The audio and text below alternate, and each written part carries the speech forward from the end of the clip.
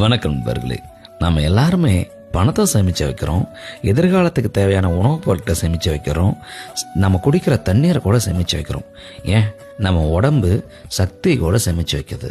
ஆனால் நம்ம சந்தோஷமாக இருக்கிற நாட்களை சேமித்து வைக்குதா அப்படின்னு கேட்டால் எனக்கு தெரிஞ்சு அப்படி சேமித்து வைக்கிறவங்க ரொம்ப குறைவு.